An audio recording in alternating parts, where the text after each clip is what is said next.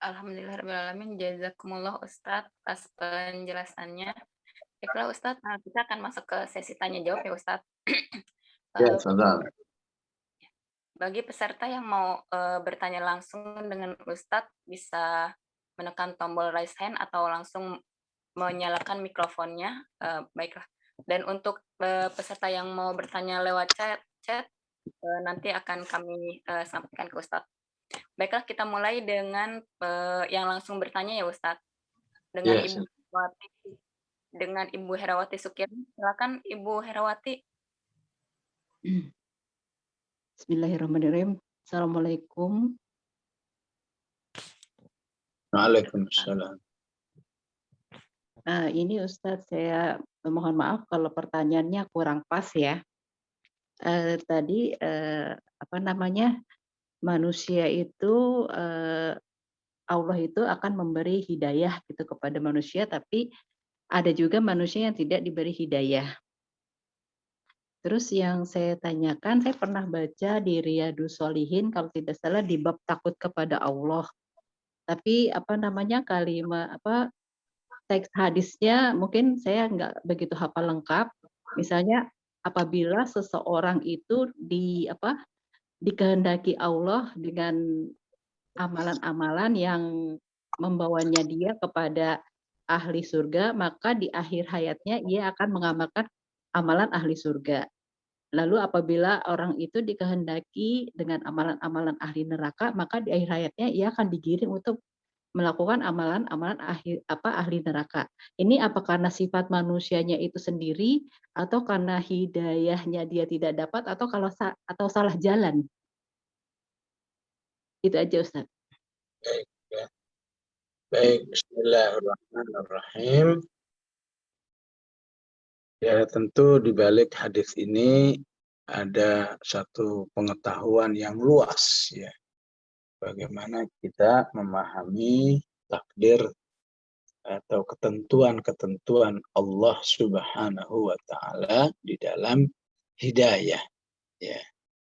Yang salah satunya ya, hendaklah manusia itu selalu optimis ya, dan tidak sombong ya.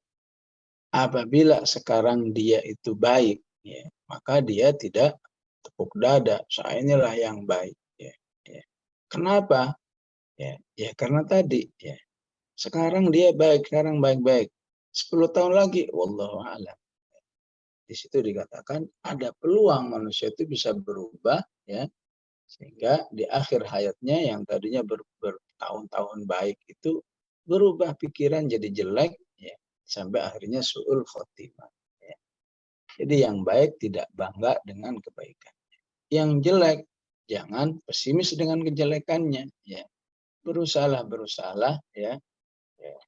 Selama dia masih punya peluang hidup, maka peluang untuk berubah juga masih ada. Ya.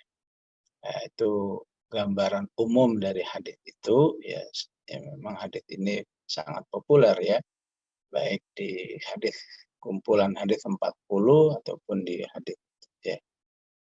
Ya, lebih luas lagi ya, hadits ini bisa kita pahami ya. Ya, pentingnya selalu berdoa kepada Allah agar kita ya, dikuatkan oleh Allah ya. Apakah doa bil khusus doa Rabbana la tuzigh qulubana. Ya Allah, jangan sampai kami ini mengalami perubahan setelah mendapat hidayah ya. Apakah dia hadis ini mengajarkan pentingnya ya selalu berusaha ya, selalu berusaha untuk optimis menemukan jalan yang baik ya. Ya. Karena bagaimanapun apa yang diungkapkan hadis ini memang terjadi ya. Ya. Intinya baik akhir hayatnya jelek, su'ul khotimah ya. Ada yang jelek akhir hayatnya baik jadi husnul khotimah. Itu memang ada ya, tapi ingat ya, yang berada dalam normal itu jauh lebih banyak, ya.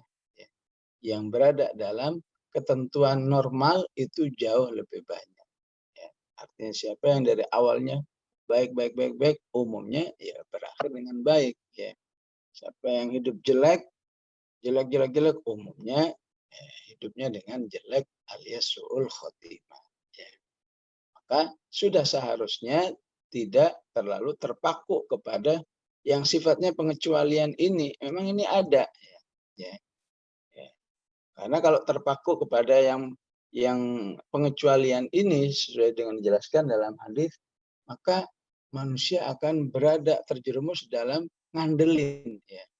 Tenang aja walaupun saya sekarang jelek ya. Nanti kalau ditakdirkan baik juga saya baik. Ya kalau ditakdirkan ini kan masalah rahasia, ya. Atau sebaliknya, ngapain sih kita baik-baik, ya. Soleh-soleh, ntar kalau akhirnya ditakdirkan jelek juga suul khotimah. Ya. Itu kan jarang, ya. Umumnya nggak begitu. Ya. Kalau manusia begitu, jadi jatuh ke dalam apa yang disebut dengan pesimis, hidup pesimis. Ya. Apalagi yang sifatnya pengecualian seperti itu rahasia dari Allah Subhanahu wa Ta'ala. Kita sedikit pun nggak tahu. Umumnya adalah siapa yang berusaha baik, insya Allah Allah akan sampaikan kepada hidup baik yang disebut dengan husnul khotimah. Siapa yang membiarkan hidupnya dalam kejelekan, nggak berusaha memperbaiki, ya umumnya dia hidup dalam su'ul khotimah. Begitulah seharusnya ya dalam menyikapi hadis ini. Ya. Hadis ini berarti memang tidak bisa berdiri sendiri, harus dikaitkan. Penting kita pelajari kalau ada kasus seperti ini, mengapa kok bisa terjadi orang yang baik-baik ujungnya jadi jelek. Ya. Mengapa orang yang jelek ujungnya jadi baik. Ya. Maka salah satunya adalah orang yang baik-baik ujungnya jelek, biasanya apa? Tidak sabar menghadapi ujian kehidupan. Khususnya tidak sabar menghadapi ujian keimanan. Kisah-kisah yang sudah terjadi, ada yang misalnya demi terfitnah mengikuti hawa nafsu, ya, lawan jenisnya, ya, dia korbankan keimanannya. Ada yang demi mendapatkan harta, dia korbankan keimanannya, dan lain sebagainya. Sebaliknya yang dari jelek, ya, kemudian jadi baik, ya. Kalau diambil pelajaran, kenapa? Ya. Karena misalnya walaupun dia jelek, tapi di dalam dirinya itu tidak ada kebencian terhadap kebaikan. Tidak ada kebencian terhadap orang-orang yang baik.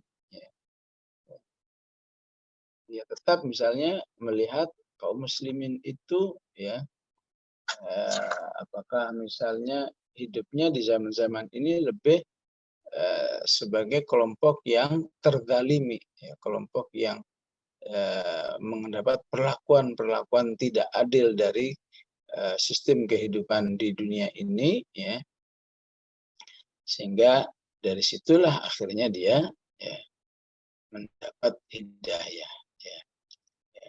Ya, kalau kapan di kehidupan umum itu yang sampai saat ini ya, menjadi pelajaran itu, ya, di Amerika, ya, tokoh, ya, penginjil internasional, ya, siapa itu namanya, ya, Sister Yusuf Is misalnya, ya, itu yang tadinya kafir, ujung-ujungnya sekarang dia jadi tokoh Muslim di Amerika dan sekarang sedang memproses membangun sebuah Islamic Center, ya, berskala internasional. Sekaligus di situ nanti ada pesantrennya katanya, ya. Sementara yang di Arab sana, ya, ada tokoh, ya, tokoh Muslim, ya, dengan keilmuannya yang luar biasa, ya. Namun pada akhirnya kurang lebih di tahun 96 ya tercabut hidayahnya dan mati dalam keadaan murtad, ya. Lahir di Arab Saudi, tumbuh di Arab Saudi, kemudian ya, pindah, dapat istri dari Lebanon, pindah ke Mesir, ya. Disitulah dia tercabut hidayah. Ya, orang-orang seperti itu kan hitungan jari, nggak banyak sebenarnya. Bagaimanapun lebih banyak yang hidup dari awal baik, insya Allah baik. Yang hidup dari jelek, umumnya ditakdirkan dengan jelek. Baik, Allah.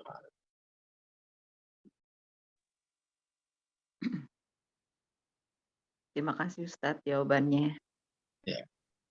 Jazakumullah Ustadz. Kita lanjut ke pertanyaan berikutnya Ustadz. Ya, silakan. Ini ada yang melalui chat Ustadz. Assalamualaikum, izin bertanya Ustadz. Terus terang saya belum berani untuk bicara dengan orang beragama Nasrani untuk diskusi terkait akidah. Hanya muamalah saja. Bingung mulainya bagaimana caranya ya Ustadz? Itu pertanyaannya Ustadz. Ya. Ya, memang itu pilihan ya, pilihan ya.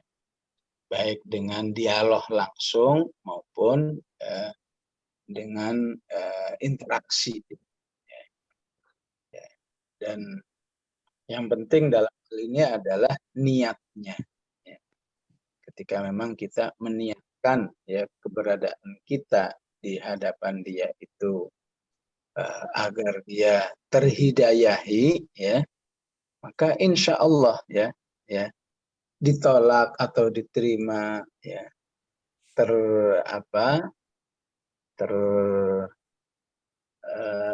terpengaruhi atau tidak, ya, itu urusan atau domain Allah Subhanahu wa Ta'ala. Ya.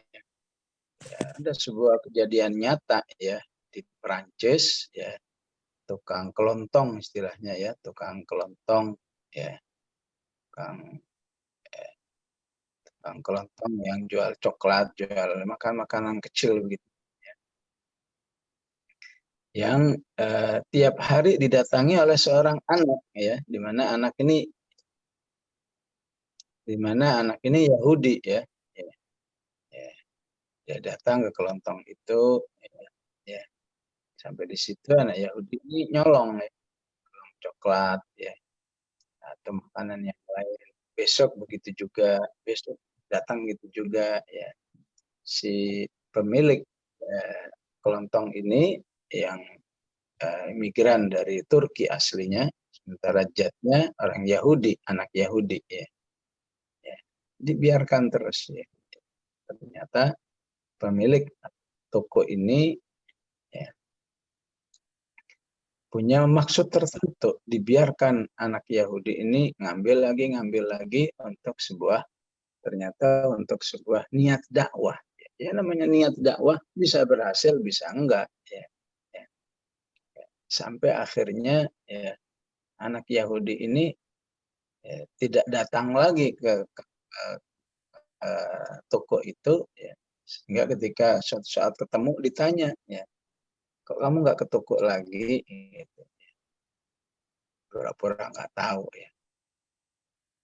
Sampai akhirnya ya dia sindir juga ya,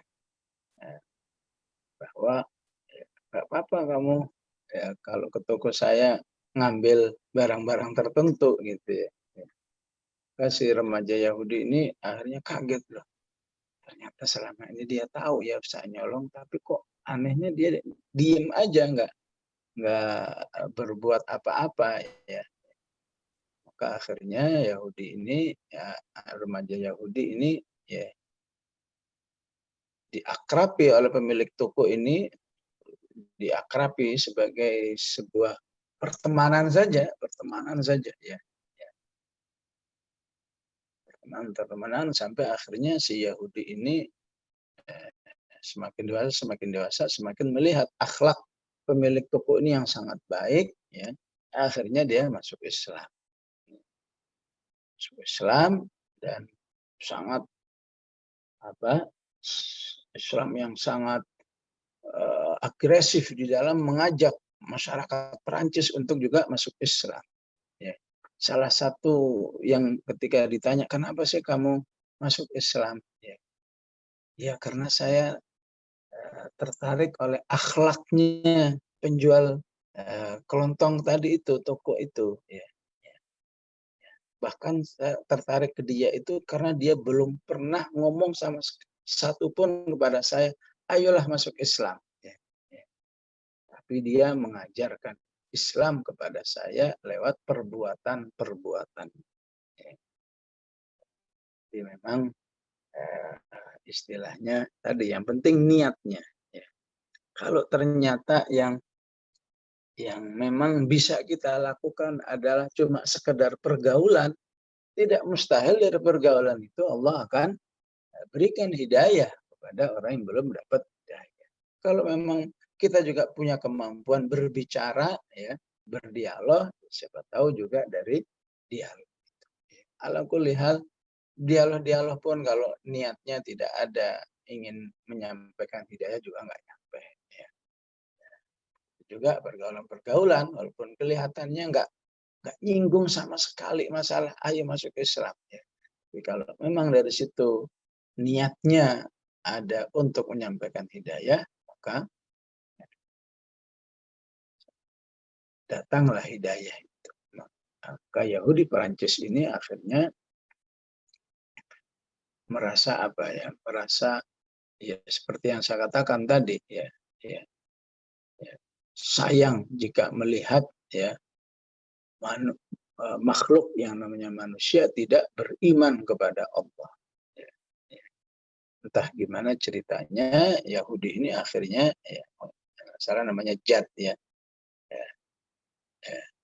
Dia pindah ke salah satu daerah di Afrika ya.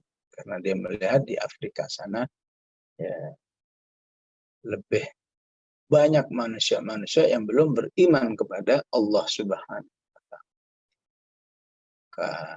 Ya, sebagian Afrika kan banyak yang memang dulu bekas jajahan Perancis ya. Di Afrika sana dia berdakwah bertahun-tahun ya sampai kurang lebih ya 26.000 manusia beriman dari dakwahnya orang Yahudi ini ya. Beriman kepada Allah, bersyahadat kepada Allah. Nggak terbayang bagaimana pahalanya di sisi Allah ya, terutama kepada pemilik toko yang dari Turki tadi ya, cuma dari coklat ya, Yahudi itu nyolong coklat dibiarkan, bahas satu saat ketika nggak nyolong ditegur, kok tumben hari ini nggak ngambil coklat di tokoku ya. Dari situ dia malu, tapi justru ya dia ajak bersahabat ya udah nggak usah malu, itu tenang aja segitu aja nggak apa-apa. Kalau kurang ambil lagi nggak apa-apa ya. Tidak menghukum, tidak membenci, akhirnya jadi masuk Islam ternyata jadi dai yang luar biasa mengislamkan ribuan umat manusia.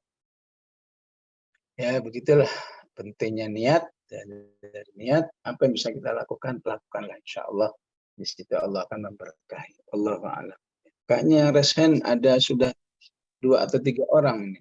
Ya. Iya, Ustaz. Itu berikutnya, Ustaz. Baiklah, untuk yang raise hand lagi, Ibu Haryati,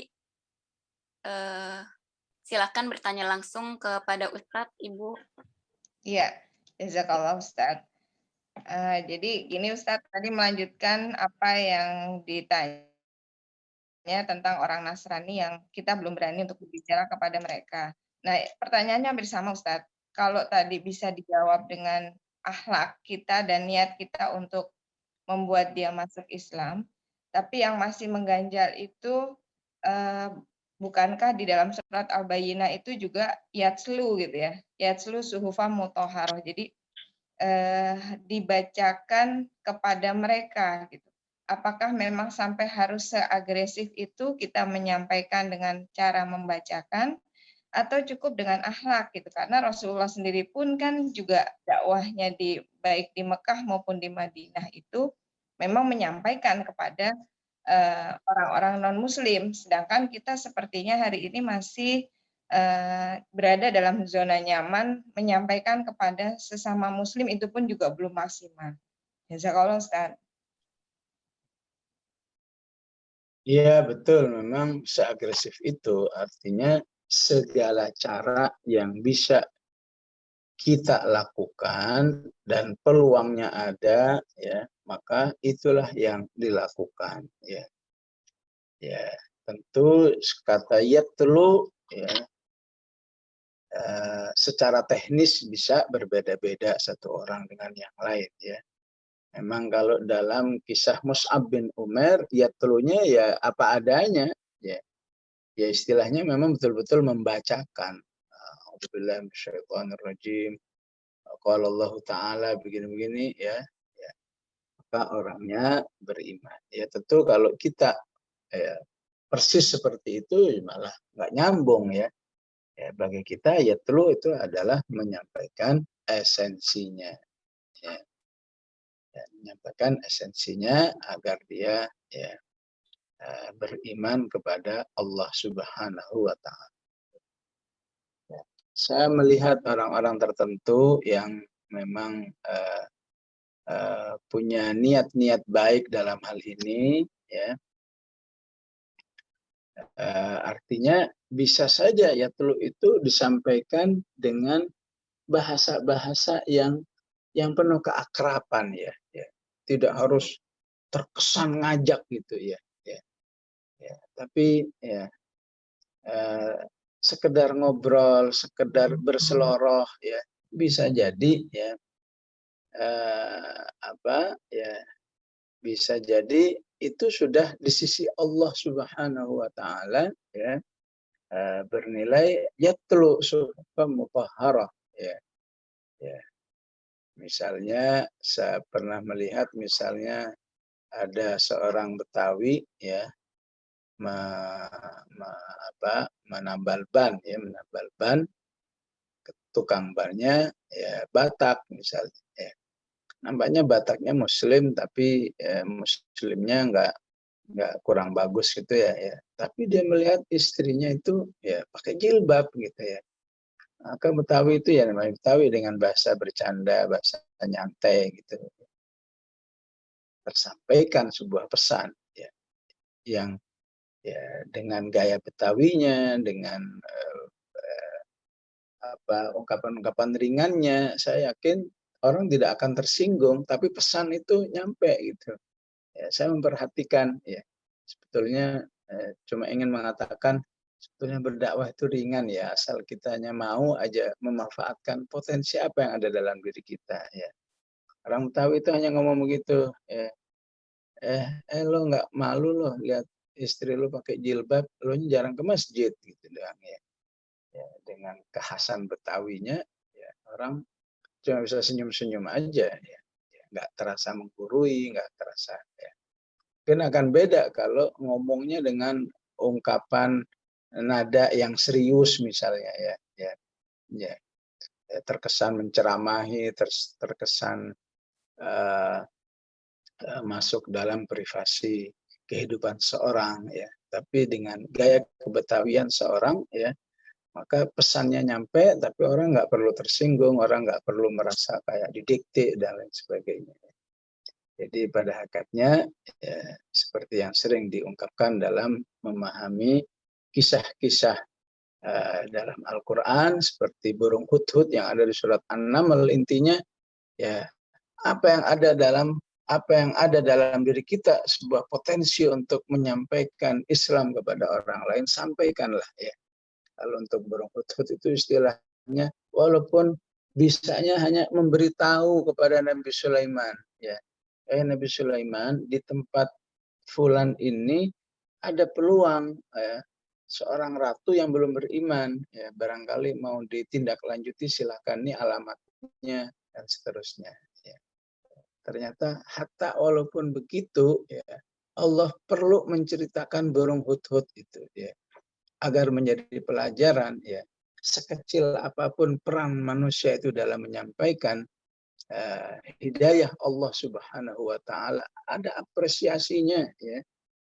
Burung hudhud ya cuma nyampein alamatnya doang ya.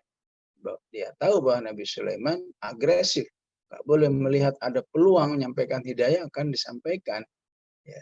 Informasinya dari burung hudhud, maka Allah abadikan burung hudhud itu ya, hanya sebagai pemberi informasi ya. Dan kita juga melihat bagaimana sikap Rasulullah yang selalu berusaha berbuat baik kepada tetangganya yang Yahudi. Ya. Yang namanya ya orang sakit, maka harus ditengok ya. Ditengok lagi Yahudi ya sakit ya. Sampai pada akhirnya pada sebuah kondisi kunjungan di mana Rasulullah melihat Yahudi ini sudah hampir sakaratul maut, sudah sakitnya keras ya. Tapi Rasulullah masih saja ya mengajak, ayo dong beriman dong, ayo bersyahadat, asyhadu an la ilaha illallah, asyhadu anna Rasulullah. Akhirnya Yahudi ini ya tadi mengambil kesimpulan ya, ini orang gigih amat sih ya. Sekali saya tolak dia masih ngomong lagi, 10 kali saya tolak dia masih ngajak lagi ya. Sampai detik-detik akhir itu ya, sampai di mana dia udah nggak bisa ngomong lagi kecuali dengan kata-kata terbatas ya. Tapi Rasulullah masih terus ngajak. Akhirnya Yahudi ini memberi isyarat dengan pandangan kepada orang tuanya, di mana orang tuanya memahami pandangan itu bermakna gimana saya ikuti nggak orang ini. Akhirnya dijawab oleh orang tua Yahudi yang sakit itu, dijawab, "Ate Abul Qasim," katanya. Ya udah ikuti aja itu Abul Qasim. Kan dia nggak beriman kepada Rasulullah, maka nggak mau manggil Rasulullah, manggilnya Abul Qasim. Ikuti saja Abul Qasim itu, ikuti saja. Ya. Akhirnya dia ikuti, asyhadu alla ilaha illallah wa asyhadu anna Muhammadar Rasulullah. Ya. Dan akhirnya setelah itu meninggal. Ya. Itu ya, orang yang seperti ini apapun balasannya tetap masuk surga dan selamat dari api neraka. Ya. Sebagaimana hadits-hadits yang lain Rasulullah SAW mengatakan ada orang-orang tertentu masuk surga yang belum sempat sujud sekalipun. Gitu.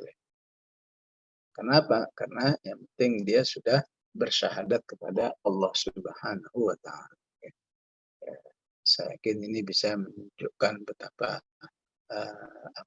betapa gigihnya ya, betapa agresifnya orang beriman itu ingin menyelamatkan orang lain agar tidak mengalami kesia-siaan hidup seperti yang disebut di ayat tadi. Allahu a'lam. Jazakumullah Ustaz. Ustaz, satu lagi ya Ustaz, bisa nggak Ustaz? Pertanyaan melalui chat. Ya, satu lagi boleh. Ya, ini Ustadz ada yang bertanya. Bismillah.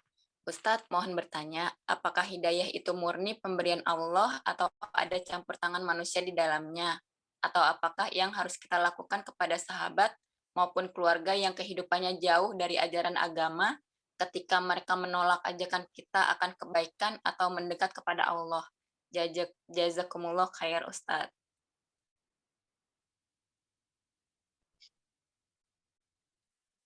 Jadi memang ayatnya mengatakan dalam hal kesesatan kan bunyinya begini, falamma zaghu ya. Falamma zaghu azaghallahu qulubahum. Ya.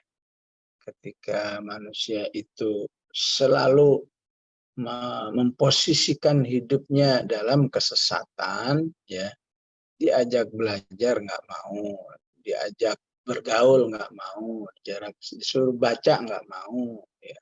Pokoknya akses hidayah sekecil apapun nggak mau ya, maka bisa jadi maka yang terjadi adalah ya Allah tidak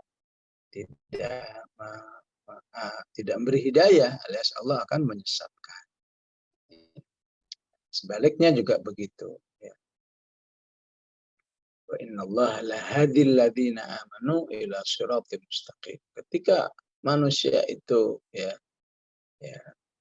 minimal jangan membenci aja, jangan membenci hal-hal yang baik yang dilakukan oleh kaum muslimin, ya, insya Allah dari situ juga ada hidayah Allah Subhanahu wa Ta'ala. Umumnya seperti itu, ya. Umumnya manusia itu ya dapat hidayah atau enggak karena dirinya yang mengusahakan, ya.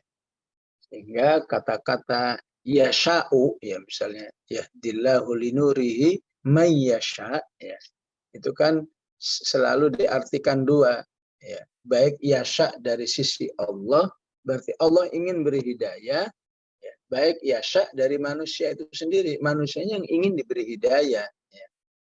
Sehingga ketika kedua-duanya itu ya kepingin hidayah, manusia ingin hidayah, maka Allah pun juga akan memberi hidayah.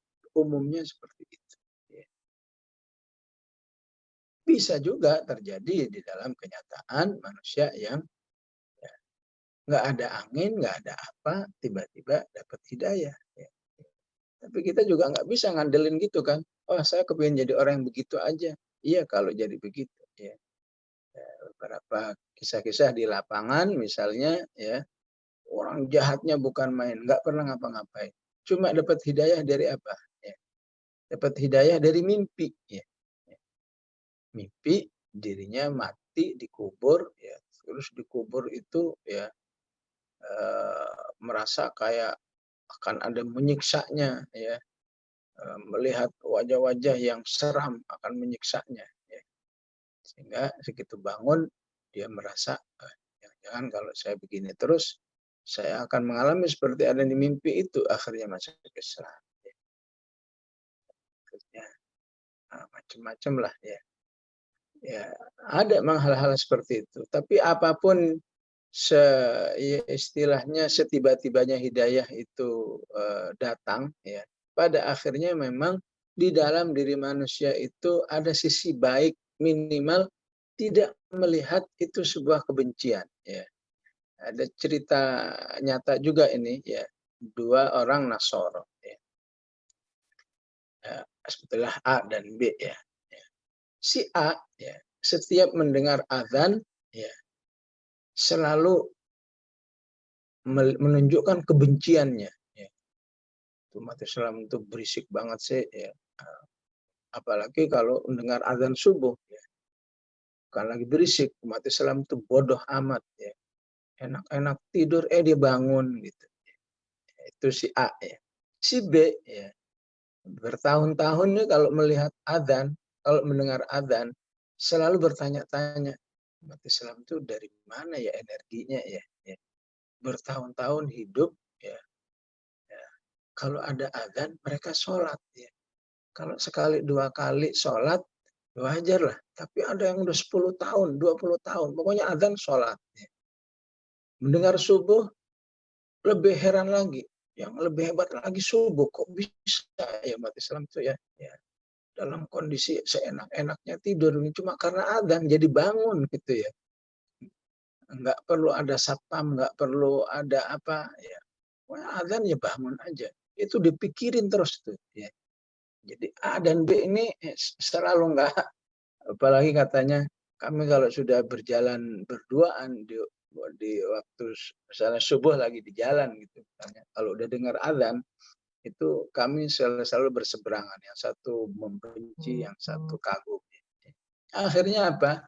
Yang kagum itulah akhirnya dapat hidayah. Karena penasaran ya. Gimana caranya umat Islam itu menemukan energi yang bertahun-tahun bisa sholat subuh. Dia belajar dari tangganya. Belajar, akhirnya masuk Islam. Akhirnya dalam masuk Islam, pecah hubungannya dengan teman. Saat itu memang dia sendiri sebagai penginjil, ya, dengan gaji yang sudah puluhan juta, ya. Karena sudah iman betul, dia nggak peduli kehilangan pekerjaan, ya semacam diteror dan lain sebagainya, sampai akhirnya sekarang dia hidup aman ya, bersama hidayah Allah Subhanahu wa taala ya. Ya, memang ada yang seperti itu ya. Jadi kayaknya nggak nyari, cuma gara-gara azan aja dapat hidayah. Ya. Tapi pada akhirnya juga kembali kepada bagaimana manusia itu menyikapi ya. Kalau dalam sejarah itu ya, ada 3 manusia, ada Abu Jahal, ada Abu Sufyan, ada Al-Akhnas bin Syuraik ya. Tadinya 3-3 ini membenci semua ya. Kecuali Abu Jahal, kebenciannya itu nggak dirubah ya. Nggak sempat merubah kebenciannya, akhirnya mati dalam kekafiran. Abu Sufyan dan Akhnas bin Syuraik sempat merubah kebenciannya itu menjadi awalnya netral aja lah ya, nyerah istilahnya ya. Istilahnya Muhammad udah saya perangi dengan berbagai macam cara, kok masih eksis terus, ya udahlah saya kalah. Akhirnya dia mendapat hidayah dari Allah Subhanahu wa taala. Allahu a'lam, sallallahu alaihi wasallam. Muhammad wa ala alihi washabbihi wasallam. Alhamdulillahirrahmanirrahim. Jazakumullah Ustadz atas pemaparan ilmunya dan atas jawaban dari pertanyaan-pertanyaan peserta. Ya, karena kita sudah memasuki sesi terakhir ya Ustadz. Sebelumnya, jazakumullah Ustadz untuk penyampaian ilmu yang sangat bermanfaat dan mudah-mudahan dapat menambah pemahaman kami lebih dalam lagi. Baiklah, sebelum kita mengakhiri acara pada hari ini, kita akan dengarkan doa penutup yang akan dibawakan oleh Ustadz. Bismillahirrahmanirrahim. Alhamdulillahirabbil alamin. Allahumma shalli wa sallim ala sayyidina Muhammad. Allahumma ighfir lana wa liwalidina warhamhum kama rabbawna shighara.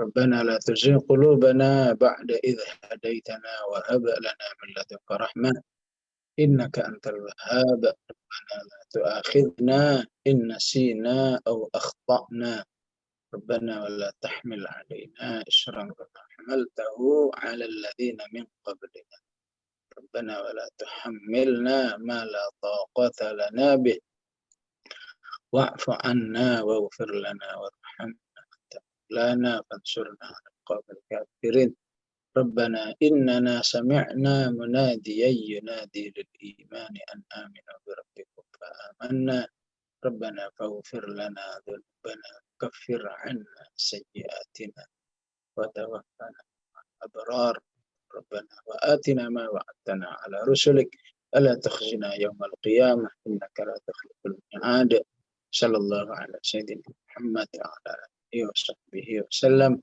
والحمد لله رب العالمين. Wassalamualaikum warahmatullahi wabarakatuh.